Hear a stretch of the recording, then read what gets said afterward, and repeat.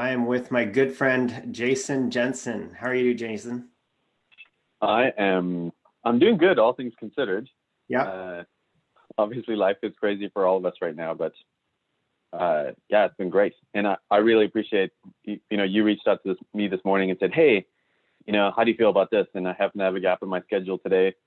And I just welcome the opportunity to kind of reflect on what you want to talk about. So that's quite the pleasure. How are you doing? I'm doing well. The weather is great, and that helps during this time because I get to throw my kids outside for a little while. They go bonkers when they can't get outside, and you know this. You've got five little ones as well at home. So, what's it been like for you? Um, I mean, it's been great. I've taken over at my son's, plural, they share a Yeah, room. So I've taken over nice that home office. glass canvas new headquarters. It's one of our biggest expansions in history. We're now in 19 different offices Overnight. around, yeah, overnight. Yeah. So yeah, it's been crazy. And my kids are crazy inside or outside. So, but it's been amazing. Honestly, it's like the before couldn't really have lunch with the family, and it's been able to do that and just jump in and just see a little bit more of family life than I used to, Yeah. and no commute. I feel like Brett Powell's dream has come true. That so Brett, if you're listening, that's a shout out to you. You don't even have to drive in. That's why he's been so chipper on our calls recently. So Right. Right. Yeah. Well, my commute in is almost as long, if not longer. It's about an hour and a quarter. And I've taken over that time and I've used it to work out. I've used it to increase prayer time, spend some time with the kids like you. So there's certainly a lot of benefit. But like you, I'm in my son's bedroom. So I have a little office that's pretty clean. But then if you looked everywhere else, there's some Spider-Man underwear, some socks. I got a navigate Lego on the ground and all of that. So it's a yeah, time that we're in right now. and it's amazing. There's part of me that's really enjoying this time. I do feel for, like, there's a lot of people who this is far more stressful, than it is for us. Like people who, I have a friend who's a physio who Mm. can't, they're trying to refigure out how to do life. And yeah, I'm just really thankful that it's not as quite as high stress as that for us. Yeah, So, yeah, absolutely. Absolutely. Well, let's get into a few things that I'd love to talk to you about, Jason. The first is today is Holy Thursday, and we are starting Holy Week. And this is a Holy Week that we have never seen in our lifetime, where masses are closed door. They're not public. They're all live streamed. And there's so much that goes on in the church, in the life of the church right now, that many of our Catholic brothers and sisters are so used to being and spending the majority of their time in the church, and we're now at home, and it's so different. So how different is it going to be for you and your family?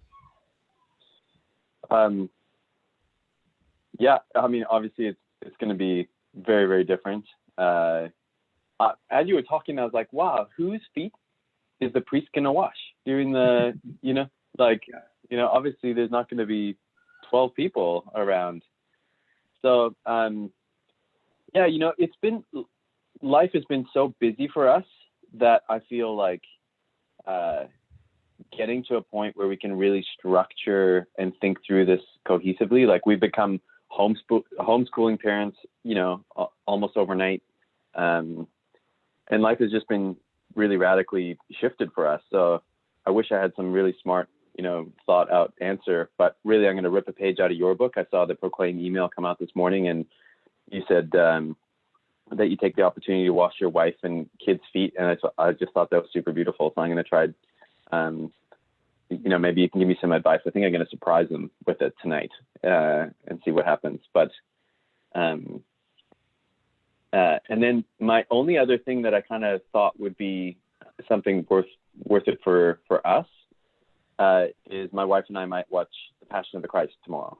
So knowing that it's, the immersive experience of being in mass and like kind of entering into, the, I guess it's technically not a mass, or is it on Friday, a 3 p.m. service, right? Service, yeah. So we're not going to be able to enter into that in the same way. But yeah, being kind of a media and a film guy, like I appreciate that, and being able to try and enter into that as not so much as a spectator, but as a participant in the movie. Like that's kind of the how I might approach that. And from there on out, it's navigating social distancing and, you know, extended family. So that might be the call to order. How about you? Yeah. Well, Holy Thursday has become a tradition for us. So I do wash the kids' feet, my wife's feet. And last year, Vanessa, my wife, she added in a little added element. And I didn't know she was going to do this. I was already on my knees. I was washing the kids' feet. And she played a song, and she played Joe Zambone's Jesus, I Love You. It's just a very repetitive, prayerful song that we've played over in our house. And so the kids began to sing it, and I'm pretty sure my tears were washing the feet more than the bucket of water that I had, because it was just so moving for me. And certainly it's become a tradition in our household that the kids look forward to. And then over the course of the weekend, we try to do some things, but like you, Jason, our kids are, you know, they're young, and they won't sit still, and they're, you know, they've got distractions and they've got things going on. But we try small little things like, you know, we'll try to do like a kid Stations of the Cross, or, you know, we got lots of different coloring pages for them, and we try to keep things quiet. You know, we pause on the media for a couple of days. But the thing that we do for Holy Saturday and into Easter Sunday is the kids build a little cave, and we put it on a sort of a little prayer table. And at 3:00 on Friday, they put Jesus in a little crucifix into the cave, and then they put the rock over top of the cave, and it doesn't open until Sunday morning. So it's almost like, you know, this sort of like anticipation for Christmas morning, where, you know, they wake up Sunday morning and they want to go down to the living room to see if Jesus is in the cave. And of course, Saturday night, we take them out, we move the rock, and, you know, they look in, they're like, Jesus is not in the cave, he's risen. And they get to run around and yell and all that. So yeah, we try to make some small memories here and there around Holy Week. So yeah, that's I'm glad we're on this call, as I was saying again. Like, and by the way, like I'm wearing a Proclaim shirt. I saw that. I did not intentionally put it on. I didn't even, when I put it on this morning, this is the shirt I was going to wear today. Okay. I had no idea we are going to have this. So this is just, I'm living the lifestyle of being, you know, of thinking through Proclaim. Amazing. Yeah. So that was just a providential moment, but I'm super, you know, the same thing is kind of thinking through, this is just a beautiful opportunity for me to step back. And I feel like this whole season has kind of been that for me, you know, thinking through like, what are the journey of God's people throughout salvation history.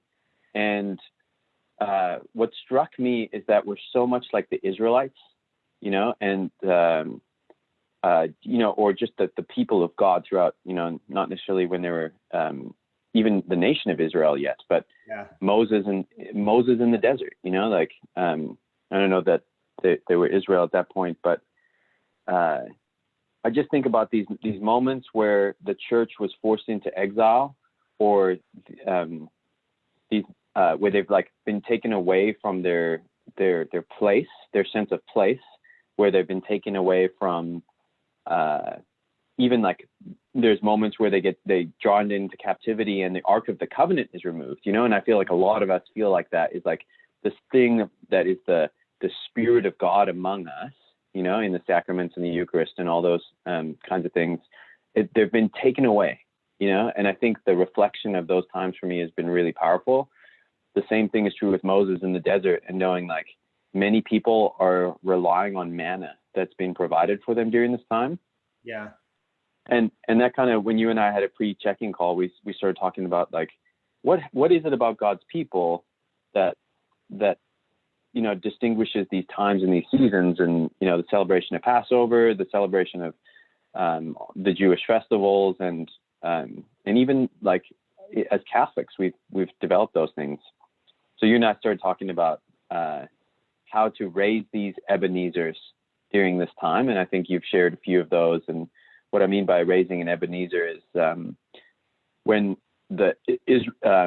when the nation crosses the river into the promised land and God parts the waters for the second time, he instructs all the people, or I got to remember the story correctly, but I think it's the fathers in the houses to pick up rocks from the riverbed when they cross, and then put them onto a memorial. And I think that's exactly what you're talking about today, is like, what are these things that are happening us as God's people? Like, how are we remembering his deliverance of us, both individually and like our little nuclear domestic church, but also as a broader people. So yeah, I'm just so thankful that we get to chat today more about those kinds of things. Amazing. What do you kind of Well, I mean, as you're speaking on that, like, I'm no scripture scholar and I don't know much about the Jewish people, but when I think of like the Shabbat and the Passover and a lot of their festivals, it was in honor and in memory of how God had done something for them and was instructed to remember, right? I think that's even one of the instructions that was given to drill into our children those memories of God's goodness. And right after our call, actually, Jason, what you mentioned about the Ebenezer, the naming of the rock, or to setting a rock in commemoration of God's goodness, it reminded me of a moment when Vanessa and I were in Venice in Italy, and we just happened to be there on the third weekend of July, which happened to be what's called the Red and Torre Festival. And the Red and Torre Festival is this fireworks festival where they put out these fireworks in the basin of Venice, and it's a commemoration of God redeeming the city of Venice from a plague 400 years ago. So the city had been covered by plague, and the Archbishop of Venice had consecrated the city to God and said, when you take us out of this, I will build a church and will commemorate and give glory to you for the rest of time. And so 400 years later, there's this beautiful church called the Church of the Redeemer, the Red and Torre. They build this massive bridge across the basin just for this weekend, and they put on this massive festival of fireworks and celebrations, and they do a Eucharistic procession across this bridge. And the bridge isn't small; it's like 2 kilometers long. So it's or maybe a kilometer. It's certainly like a long walk across, but it's this beautiful thing. And I think that we have this moment right now to create new traditions, to create memories, and to know that God will and continues to take care of us. And there could be something that comes out of this, at-home traditions that might be meaningful for each of our families. But I think our church could also find ways to commemorate how God was so good in this moment. And I think that's what Proclaim was meant to be. As I've said, and we've heard many times, as Pope Francis has said, we dream of a missionary option, and a missionary impulse that's capable of transforming everything. And COVID is kind of that impulse that's already begun to change absolutely everything. And I think, God permitted it and allows it in order to create new opportunities. So I think this is a good way to segue into the next part of our conversation, Jason, on what we're seeing the church responding to and doing right now amidst this crisis. And perhaps let's start with the campaign that you and Glass Canvas had a part in playing and developing, which the Archdiocese released last weekend. Church Never Stops. So tell us about Church Never Stops. And I think it's like I think it's actually coming from sort of the sense of our Archbishop, and he's been very clear as to saying, look, Mass hasn't ended, he said, look, it's the public part of it has been suspended, but Mass is still going on. And so I was talking with James Borkowski, one of our Archbishop's delegates, and just a good friend, and he just said the line, he's like, oh, church never stops. And I was like, that's what we need to share with the world right now. And like Makani Marquis and talking to Brett Powell and yourself and like others, and like just the sense resonates. And it was easy to latch onto because, and I feel like the people in Proclaim are the ones who I'm seeing like kind of continue this. I saw Father Lucio post and say, hey, I'm looking for young, able-bodied people who aren't sick to go do grocery runs and leave them at the door of elderly people. And just people putting their hands up to get that done. You saw this just organic growth of prayer groups or people to do that. You've seen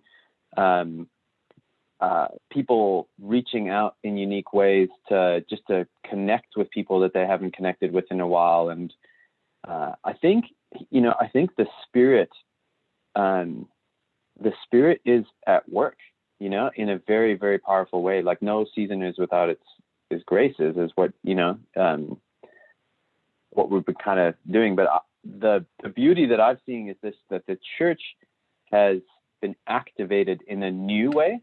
It's not that we weren't doing something before, but the whole idea of Proclaim, of why I'm in it, why you're in it, and all the people who are listening are in it, we want to do something beautiful for the Lord because we've encountered him in a way and want to share him with others. And I think that it's just taken a different form right now, but it's almost given us a new awakening to do that. And I actually think that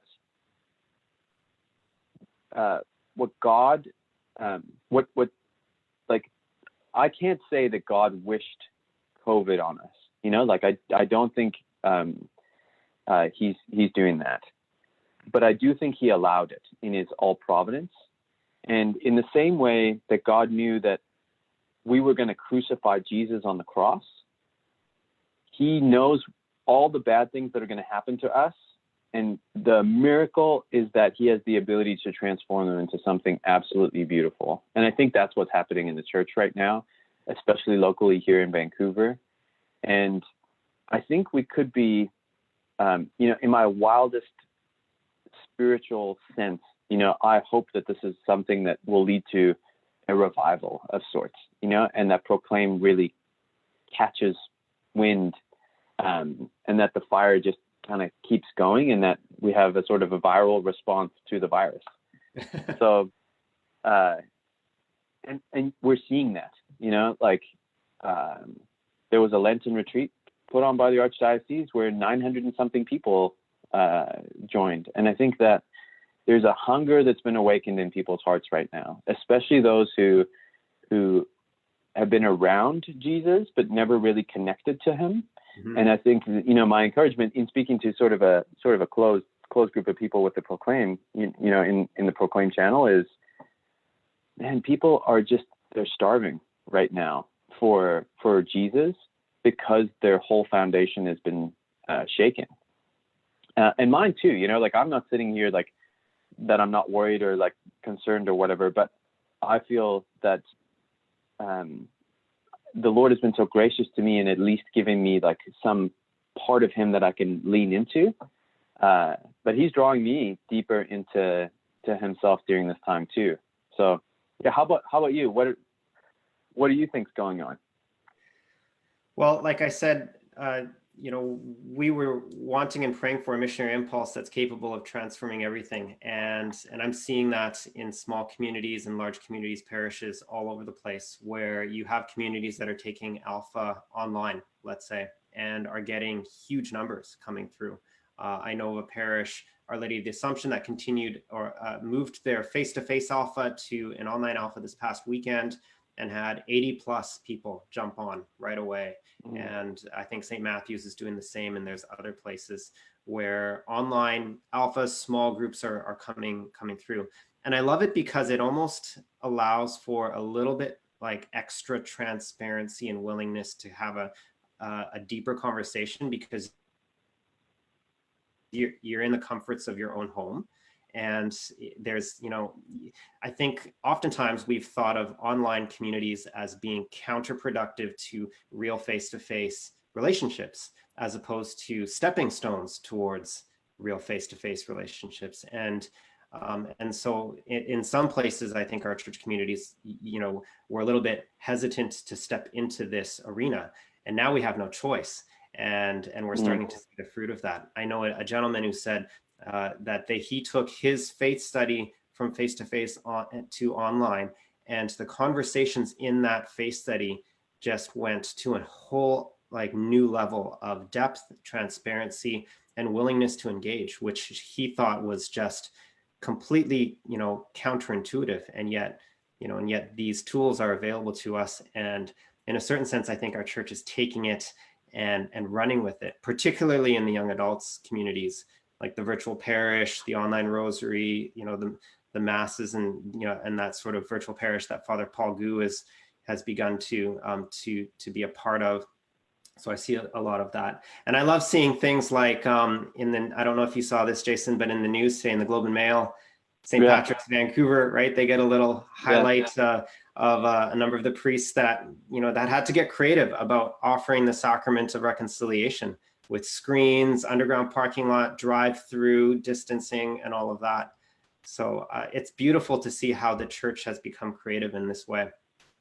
And McLean's picked it up too. I saw that on McLean's today. So yeah, I think the beauty of this moment is not lost on those with eyes to see it, and if I kind of take a step back and say, Lord, what are you doing? It's like, what are you speaking to me? And it's there's definitely been a reprioritization or an integration of my life with my family that wasn't there before. Like I would go and I would work, even doing great things, and then come home and it's like compartmentalized. But there's just been a freedom that has been invited into. And this is what I hope doesn't actually change. Not that I'm going to continue working from home. There's a level of productivity that, is limited in certain things. But I just don't want to lose that sense of my family and my work are way more integrated, or that's what God wants of me in my life. And the sense of, I think going through this time, somebody I was having a conversation with said, look, there's a beauty in being able to enter into something as either a participant or as a spectator. And I see that some of the things have been like, when we sit in front of screens, I'm definitely a spectator or a consumer, but relationally, I think we're learning how to engage in a way, like to reach out. And I also think that the other thing that I'm learning is in the chicken part of me to reach out to people in the world and say, hey, do you want, to have an exposure, or do you want to meet Jesus in some way? I wouldn't actually say that bluntly to somebody, but the opportunities to build trust with those people feel so much more natural now. And so I've kind of like, there's been an opportunity for the Lord to lead me into saying, hey, I know you didn't invite that person before, but why don't you reach out to them right now and just see how they're doing? You do care about them. And I'm like, absolutely. I want to reach out, I want to reach out to family and friends and just love on them. Because I think that what we do during this time where the church never stops is going to bring a new springtime when we do get together again, and like forming those, the beauty of being able to celebrate this time where we were in exile is going to be a rich memory for us, Yeah, absolutely. Jason, you and I have had conversations over the years, and what I absolutely appreciate about you has been your vision and your creativity and ideation towards new things that that the church, that our faithful communities could step into. And as you mentioned, if and when, God willing, we move out of COVID-19 and back into the doors of our churches and back into some sort of face-to-face regularity and all of that, the live streams, most of these live streams will stop. But what are some things that you would love to see continue that might kind of grow during COVID-19, but might be still positive to continue in our parish communities? Yeah, how I approach that question is like right before like all the mandates to separate happened, our team at Glass Canvas actually went and we prayed, which we do once a quarter, and it happened to land on the Friday before, like it was like the last where the masses were limited to 250 people. It was the Friday before that, and we just prayed, and we got the sense from the Lord that to embrace peace and dare with others to gain ground for His kingdom. And as we've started thinking through that and sort of experiencing that, a few things have become clear in this moment. Is that the ideas that we have placed our trust in have all been exposed. So the way I've said is like the markets of spirituality have been tested, and so it's not that grace is not available. It absolutely is. It's that people's confidence in their idea of like my working out at the gym and getting really strong and big is going to bring me happiness. Watching sports and being involved in a sports community, that's been taken away. So I can't find my meaning and my purpose there. The economy is, in a crazy spot right now. There's uncertainty. So as we think of all these things that have been exposed in our hearts, that's what I would love for us as disciples to continue, is saying, Lord, where am I not free? Where am I not in a place that I haven't surrendered everything to you? And I find myself just following the paths of anxiety that I feel down to, for me, it's like, oh, I don't know what's going to happen with work or my business or things like that. I feel this pressure of self-reliance, and just following those down, the Lord has been gently inviting me back into saying, hey, the only rock you can build your foundation on is me. I am the place that doesn't get shaken when the storm comes. And I hope and I pray that during this time that's happening for a lot of people. I think it's everyone, right? Yeah. And I pray that we would continue to try and pray through, that book by Father Jacques Philippe, Searching for and Maintaining Peace. And we'll find that it's really like this connection and our relationship with God that's the ultimate thing that's going to keep us that. And I pray that when COVID's over, us as a body of people in Proclaim who have met and encountered Jesus and are living from that reality, I pray that we can continually be matured and loved into what the Lord has for us. So yeah, well, how about you? I know we're coming up to time, but yeah, we're coming up on time, and that's great. What you've been saying totally resonates with me. I think I'm reminded perhaps of Evangelii Gaudium, chapter 27, and in it, and I'll summarize it because I summarized it in the webinars that I was able to do this past week.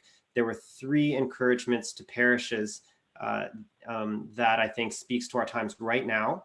And I think it also speaks to individual missionary disciples. And those 3 encouragements to stay on mission are to be creative in mission, missionary creativity, to self-renewal, which I think is what you're speaking to right now, and in terms of looking at our own lives and bringing it to the Lord and saying, where do I need to be free? And where do I put my priorities, and where do I place my hope, and where, what's the foundation of which I build my life on? And then the third is constant adaptivity. So Pope Francis is speaking directly to the parish as an institute, as a structure, and saying, parishes need to be relevant, and here's how they need to be relevant: by being missionary creative, by constantly renewing itself, and then by being willing and able to be adaptive. And I think we're in that space now where we constantly have to be adaptive and ready to pivot and ready to change if our parishes are going to stay alive and be vibrant, and to step out of COVID in a better place than we did stepping into it. So, Jason, I think we're going to wrap up at this point. We're at the hour, which I thought we would close at this point. And my encouragement to all of our members of Proclaim, those watching and those who will watch later, I pray that you would have a blessed Easter Triduum, and that Even though we're unable to gather physically in community and to celebrate the beautiful liturgical services, masses that we have, that you would invite Jesus into your home to create a new tradition, to remember God's goodness in your life, and to pray for an outpouring of the Holy Spirit to allow for missionary creativity in your life, to allow for this moment, this opportunity to grow in self-renewal, as Jason has shared with us, and to be ready and willing to be adaptive and to move as the Holy Spirit moves as we continue in mission. So thank you very much, everyone, for joining. Thanks for those who will listen later on with our recording. And I hope that you have a wonderful and blessed Easter Triduum. And we'll wrap Thanks, up. Eric. Thank See you. you later.